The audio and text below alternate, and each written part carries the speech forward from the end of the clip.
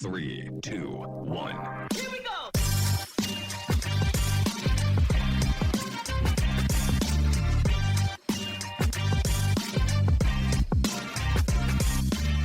Welcome to the Mix Zone by Infront Lab. On this podcast, we chat with sports and innovation leaders from around the globe, talking about everything from the newest technologies to major trends affecting our industry.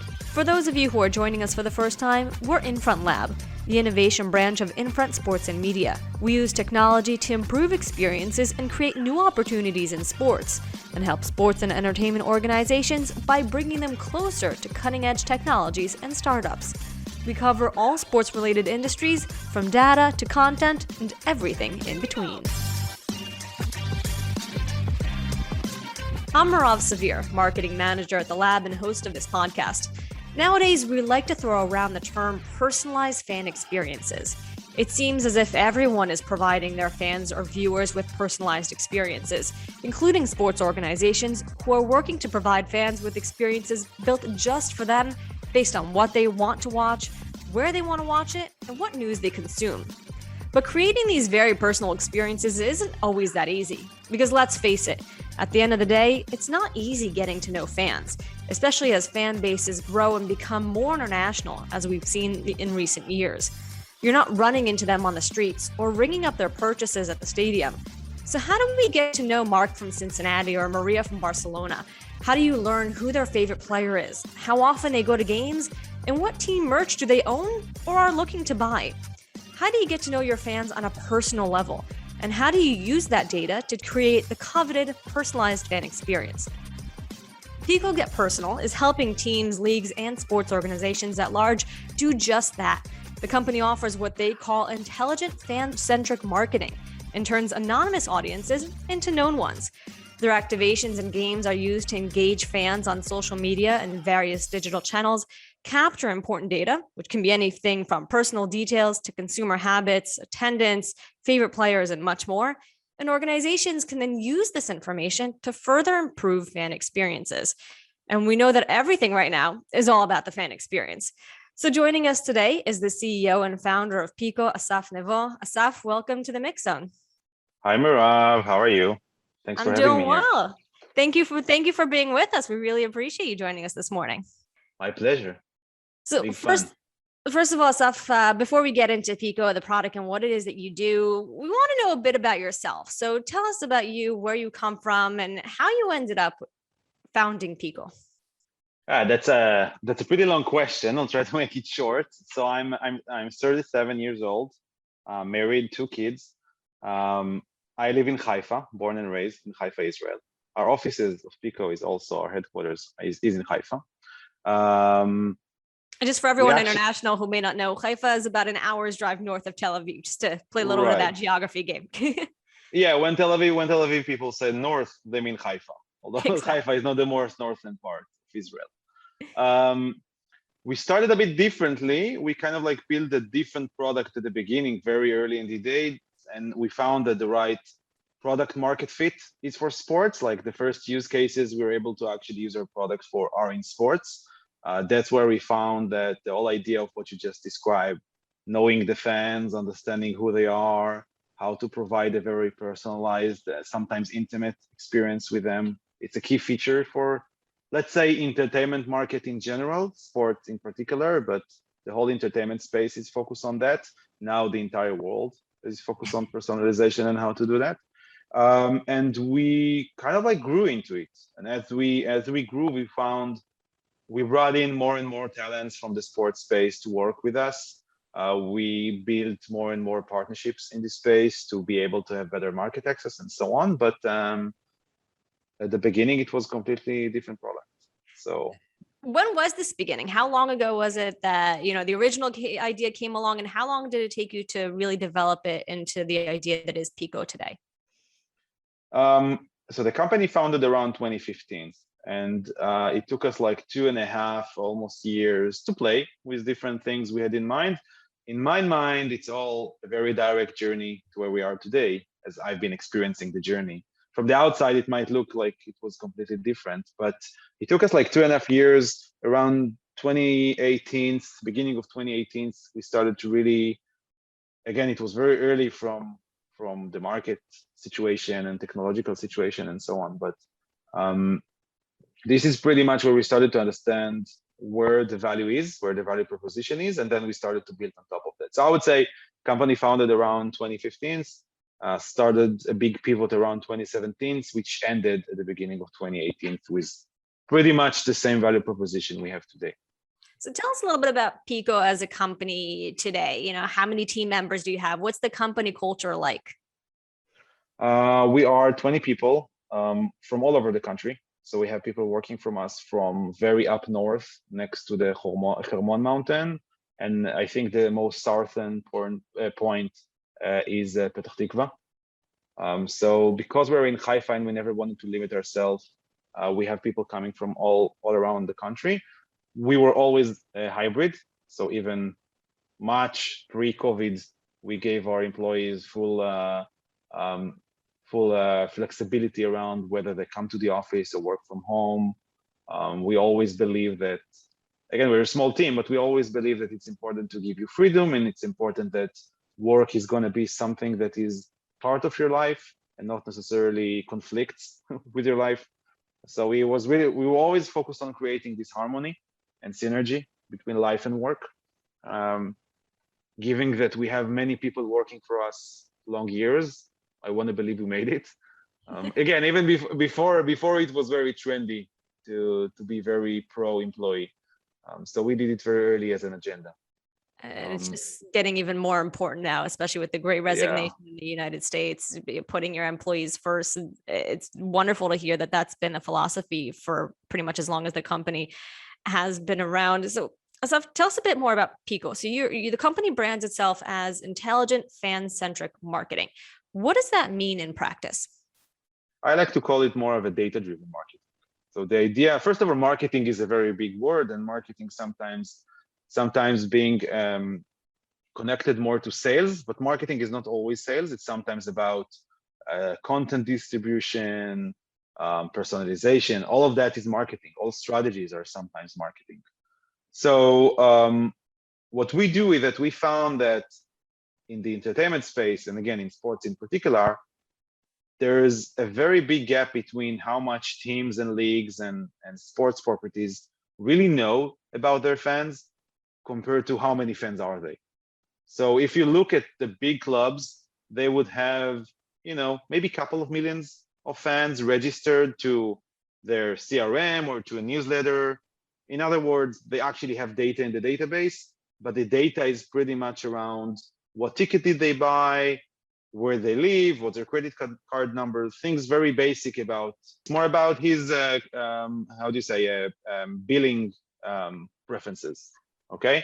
And it's usually people who are living around the block, around the stadium, pretty close to where the team plays. And when you're looking, I mentioned a couple of millions, but when you're looking at the big clubs, you can have a couple of millions in the CRM, and you can have tens and hundreds of people, hundreds of millions of people in the digital space, engaging over Facebook and Instagram and Twitter, or might be using the app or the website. So when you're looking at the numbers, and now, thanks God, we're big enough to see it across the entire globe, the numbers are always very, very big in terms of the gap between how much data you have compared to how many fans you actually have outside. We are looking at gaps of 97% of fans are not in the database, 98%.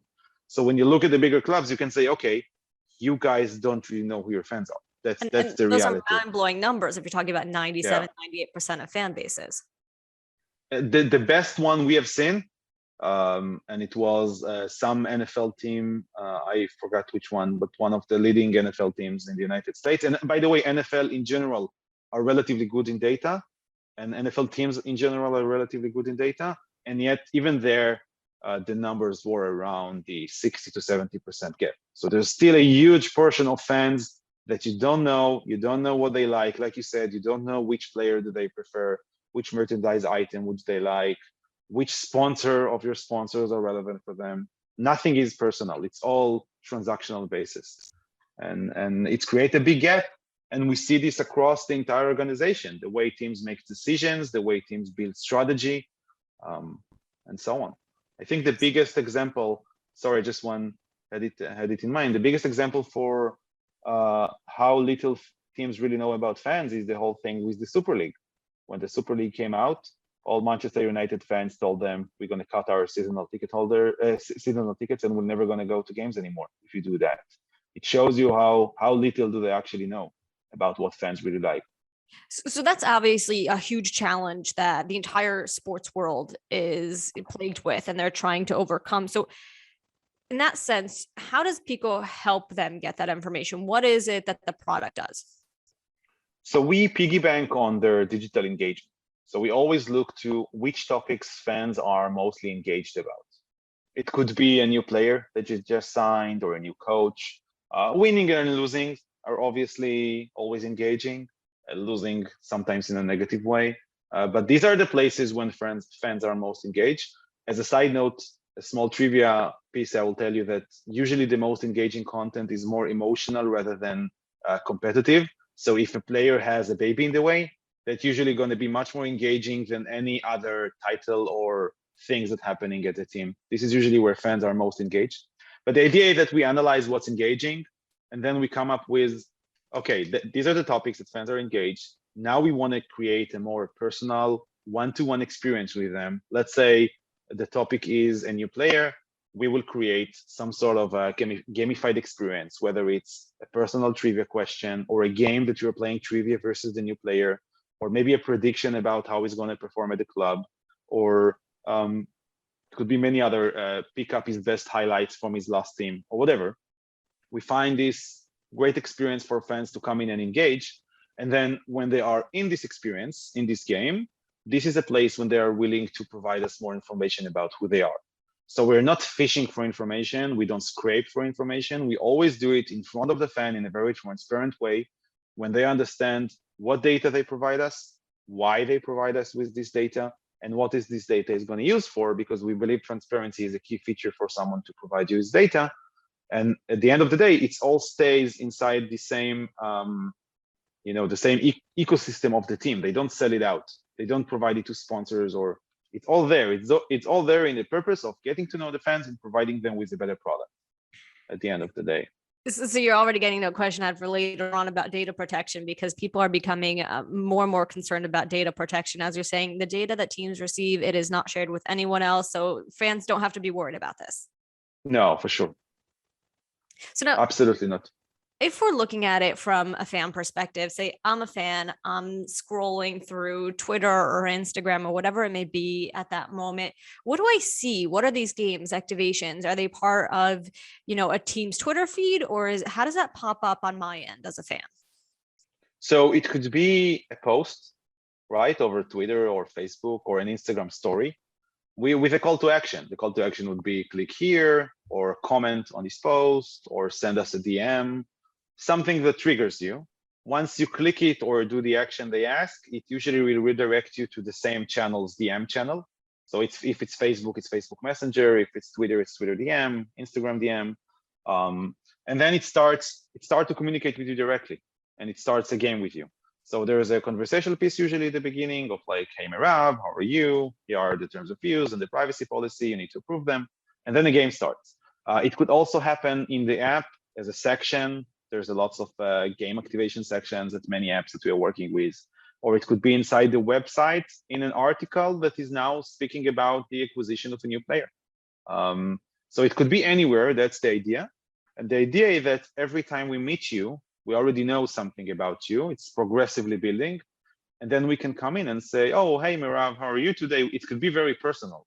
And then we will never ask you for the same question twice or the same data point twice. And also the data points are not coming from you filling out long forms. It's always short interactions, short experiences that every time we learn something new about you, kind of like in real life, right? That's the idea.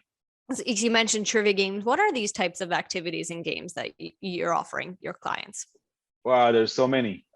We have like 20 different templates, which on top of these templates, you can build probably more than 100 different activations. It's not always games.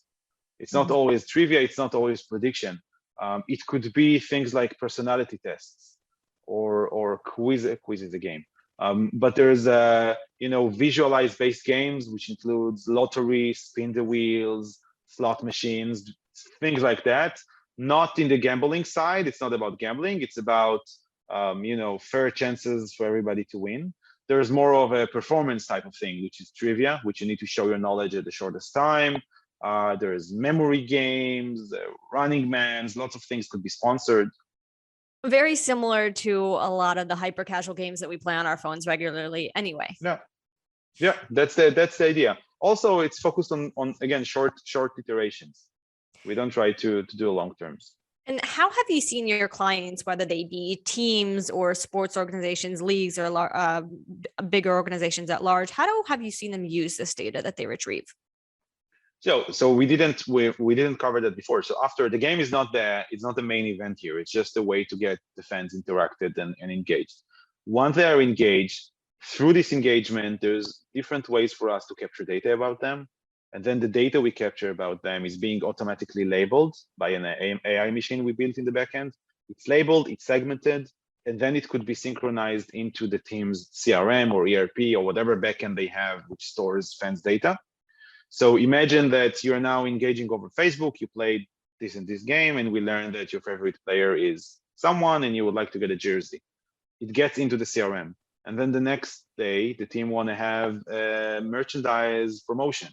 So instead of just sending out the promotion for everybody and say, hey, there's 20% off at the store, we can actually segment and say, let's send to all fans who like Lewandowski and wanted to have a jersey, let's send them an offer at the channel that they're currently at. So if we engage with you lastly over Facebook, we'll send you an offer over Facebook DM. If we engage with you over Instagram, we'll get it over Instagram. But the offer is going to be, hey, Merav, here's the jersey of Lewandowski you wanted. So it's very personal and it's very based on what you actually expressed interest of in the past. We have seen that the numbers of satisfaction, also the numbers of purchases, but the number of satisfaction from fans when they're receiving personalized offer is much higher. And again, this is an example of sales. It could be, let's send you the video highlights of your favorite player, just now when he scored 3 goals at the same game. So it's very dynamic, flexible. Yeah, very dynamic and very flexible on how you use it. Obviously, different teams use it for different purposes. More advanced teams are using it deeper. Some other teams might use it in a bit more, flat way.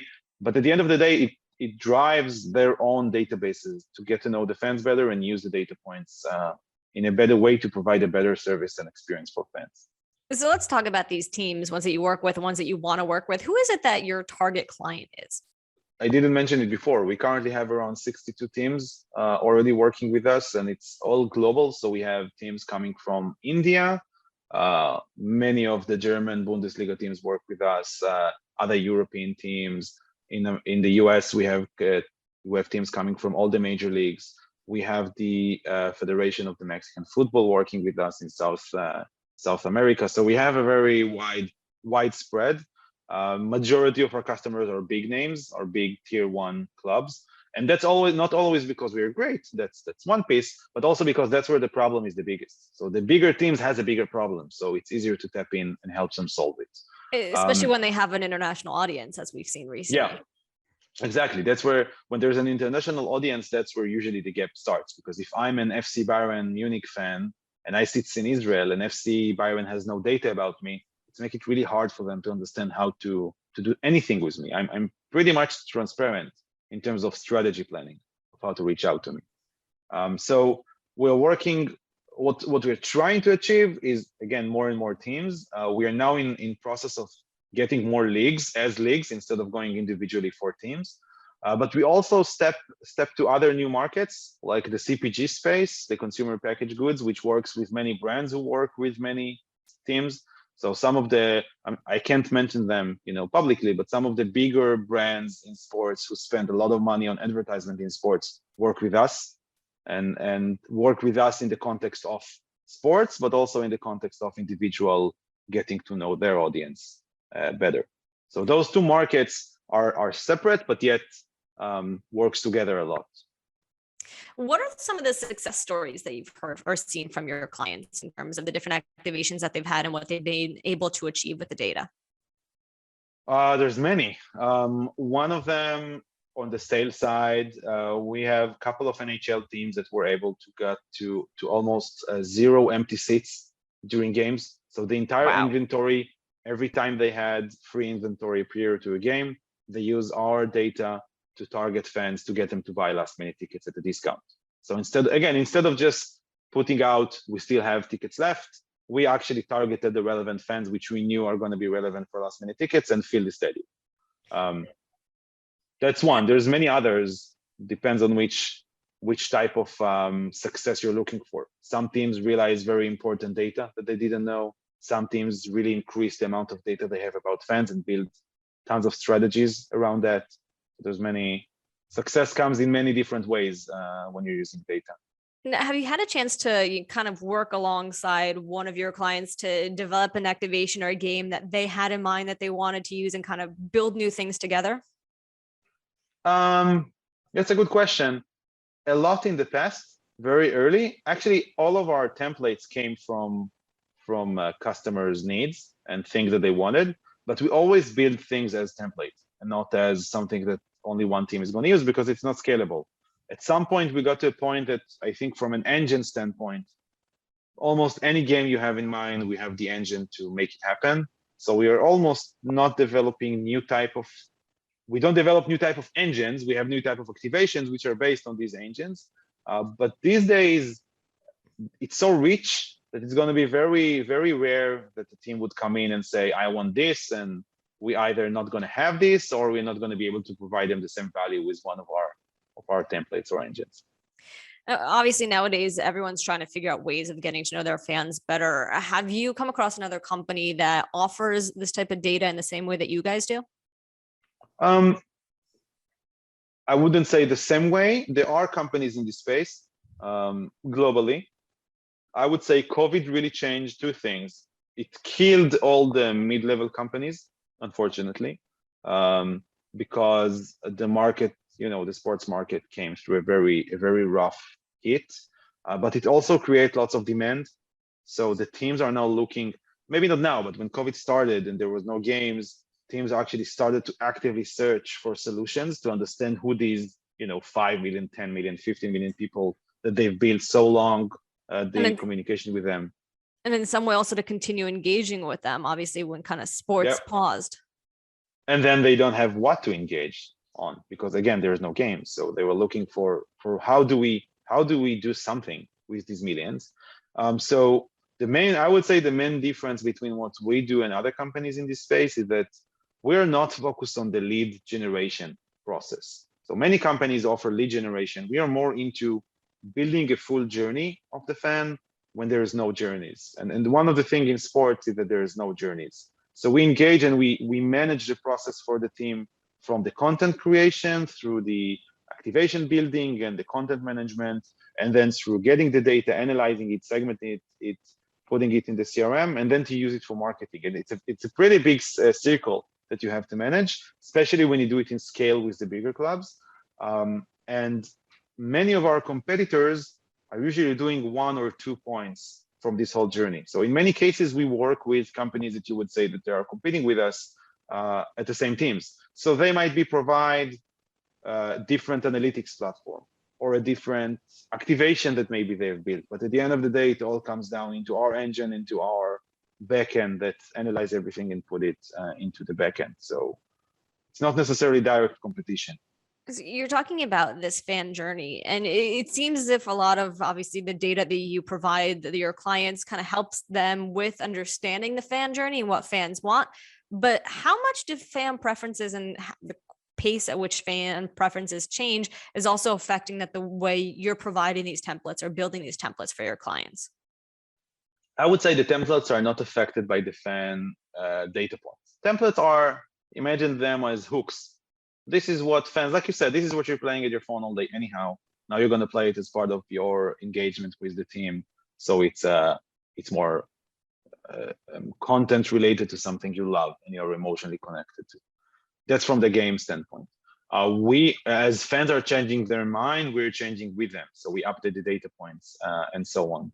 But the important thing to understand is that one of the challenges in sports, the fact that there is no real journey is, I mean, when I'm saying journey, I mean digital journeys. When you're comparing sports to Amazon or to retailers or e-commerce, other places who have lots of traffic, paid traffic, not organic, but paid traffic, you see that there's a very specific journey. You have a user, it needs to be here, and then you change the website based on his preferences and so on. They don't have it in sports. Sports is providing a tremendous amount of content just for the purpose of engaging, like a brand awareness type of thing. It's not because when a team posts something over Facebook or over Instagram, it's not because there is a call to action at the end to go and buy something. That's their one-way street of engaging to the fans and to make them updated about what's going on. So it's not as when we're saying journeys, one of the opportunities in sports is that there is no journey. So when you're able to create a successful journey with a very specific conversion goal in mind, even if the conversion goal is just to get someone consume more content, it's a different pace if you do it with data or you just do it, organically, hoping for this to happen. What trends have you recognized in fan engagement and consumer data that will become more prominent, you think, in years to come? So along the years, and we have a couple of years experience already in the market, we have seen all the trends comes up, come down. There's lots of noise. Sports is sometimes always the first to adopt many things and also the first to drop. Like chatbots was super huge in sports during 2018, 2019. I don't think any team has a chatbot right now, or at least if they do, it's not being promoted. The entire industry had lots of chatbots, but you would still see customer service related chatbots in the industry. I don't see many of them in sports anymore, and it was a huge trend. The AR, VR was always trendy. We're always tapping into those things. So if a team has a nice AR, VR experience, we can always tap in and connect our data to this. We're not always going to be the one who builds the experience, just because there's companies who build activations and products that their business, that's not ours. We look at this as one portion of the journey. But we have seen cool things around those spaces. I think metaverse is something everybody are looking at as a big trend. Sports, again, and I think sports spends a lot in cryptocurrency and NFTs now. What I usually see is that usually there's a big spike, and then the spikes usually go down, and then if it's good, if the trend is good, it stays. If not, it usually drops down. But that initial excitement is usually that spike that you see that it never stays at that level. We'll put it that way. Exactly. I wouldn't say never, but most things don't. Like there's a lots of hype, and it makes sense. Sports is entertainment business, and there's no other business like entertainment business, and it's very spiky. It's always around the trends. It's always about being on top-notch technology, on providing the fans with all the coolest things out there. And there are some cool things. It's not always adaptive to Maxim. So what's next for Pico for looking ahead? That's a great question. So we continue to grow.